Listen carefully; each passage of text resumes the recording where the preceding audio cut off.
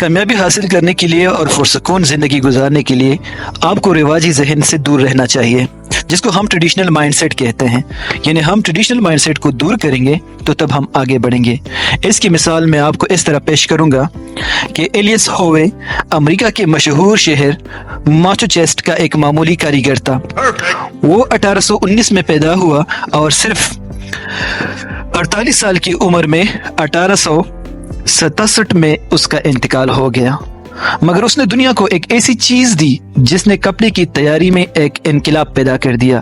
یہ سلائی کی مشین تھی جو اس نے 1845 میں ایجاد کی۔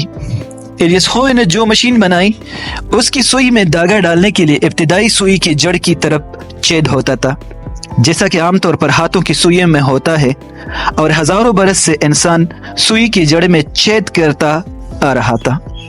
اس لیے ایلیس ہووے نے جب سلائی کی مشین تیار کی تو اس میں بھی عام رواج کے مطابق اس نے جڑ کی طرف چھید بنایا۔ اس کی وجہ سے اس کی مشین کام ٹھیک نہیں کر رہی تھی۔ شروع میں وہ مشین سے صرف جوتا سی سکتا تھا، کپڑے کی سلائی اس مشین پر ممکن نہیں تھی۔ ایلیس ہووے ایک عرصہ تک اس ادھیڑ بن میں رہا تھا۔ اس کو سمجھ نہیں آ رہا تھا کہ آخرکار اس نے ایک خواب دیکھا۔ اس خواب نے اس کا مسئلہ حل کر دیا۔ اس نے خواب میں دیکھا کہ کسی وحشی قبیلے کے آدمیوں نے اس کو پکڑ لیا ہے اور اس کو حکم دیا ہے کہ وہ 24 گھنٹے کے اندر سلائی کی مشین بنا کر تیار کرے، ورنہ اس کو قتل کر دیا جائے گا۔ اس نے کوشش کی مگر مقررہ مدت میں وہ مشین تیار نہ کر سکا۔ جب وقت پورا ہو گیا تو قبیلہ کے لوگ اس کو مارنے کے لیے دوڑ پڑے۔ ان کے ہاتھ میں بیرچا تھا۔ ہووے نے آور کیا تو ہر بیرچے کی نوک پر ایک سوراخ تھا۔ یہی دیکھتے ہوئے اس کی نیند کھل گئی، یعنی یکدم اس کی آنکھیں کھل گئی۔ ہووے کو آغاز مل گیا تھا۔ اس نے بیرچے کی طرح اپنے سوئی میں بھی نوک کی طرف چھید بنایا اور اس میں دھاگا ڈالا۔ اب مسئلہ حل تھا۔ دھاگے کا چھید اوپر ہونے کی وجہ سے جو مشین کام نہیں کر رہی تھی، وہ نیچے کی طرف چھید بنانے کے بعد بخوبی کام کرنے لگی۔ ہووے کی مشکل یہ تھی کہ وہ رواجی ذہن یعنی ٹریڈیشنل مائنڈ سیٹ سے اوپر اٹھ کر سوچ نہیں پا رہا تھا۔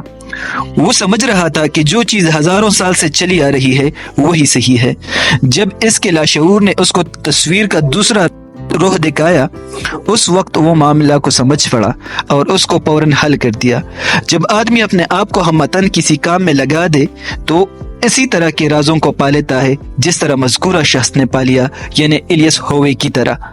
اب اگر ایلیس ہووے نے رواجی ذہن اپنا کر اس پر عمل کرتا تو شاید وہ مر جاتا، لیکن کبھی کپڑے سینے کا مشین تیار نہ کر پاتا۔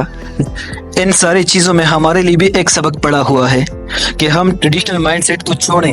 جس طرح ایلیس ہووے ٹریڈیشنل مائنڈ سیٹ کو چھوڑ دیا تو اس نے کامیابی حاصل کر لی، اسی طرح اگر ہم بھی کامیابی حاصل کرنا چاہتے ہیں تو ہم میں جد و جہد اور کوشش کرنے کی صلاحیت ہونی چاہیے۔ ایلیس ہووے کی طرح ہم میں اس چیز کو حاصل کرنے کی تدبر، کوشش، ہمت اور طاقت ہونی چاہیے۔ جب انسان کسی مقصد کے پیچھے لگ جاتا ہے تو اس مقصد میں کامیابی کے لیے وہ دن رات تگ و دو کر کے محنت اور کوشش کرتا ہے، تو اللہ تعالیٰ بھی ایسے انسان کی مدد فرماتے ہیں۔ لہٰذا ہمارے لیے بھی ضروری بات ہے کہ اپنے کامیابی، ملک و قوم کی کامیابی، اپنے آنے والے نسل کی کامیابی، سب چیزیں انوویشنز میں پڑی ہوئی ہیں۔ ہمیں اس کے ذریعے انقلاب لانا چاہیے۔ انقلاب بھی صرف انوویٹو ذہن سے آ جاتا ہے، بلکہ ٹریڈیشنل مائنڈ سیٹ سے نہیں آتا۔ زندگی میں ہزاروں مواقع آتے ہیں، ہمیں مایوس ہونے کی کوئی ضرورت نہیں ہے، نہ ہمیں مایوس ہونا چاہیے، بلکہ ہمیں مایوسی سے اپنے آپ کو دور رکھنا چاہیے اور ٹریڈیشنل مائنڈ سیٹ کو رد کرنا چاہیے۔ مسلسل جد و جہد، کوشش، طاقت، ہمت ہی وہ ذریعہ ہے جس کے ذریعے ہم زندگی میں انقلاب برپا کر سکتے ہیں۔ دنیا میں جتنی قوموں نے کامیابی حاصل کی اور اب زندگی کے اعلیٰ معیار جی رہے ہیں، تو اس کے پیچھے ان کا انوویٹو مائنڈ سیٹ ہے، تحقیقی ذہن ہے۔ وہ لوگ بحیثیت قوم ابھر آئے، دنیا پر حکمرانی کرنے لگے، کیونکہ وہ لوگ ٹریڈیشنل مائنڈ سیٹ کو رد کر چکے ہیں۔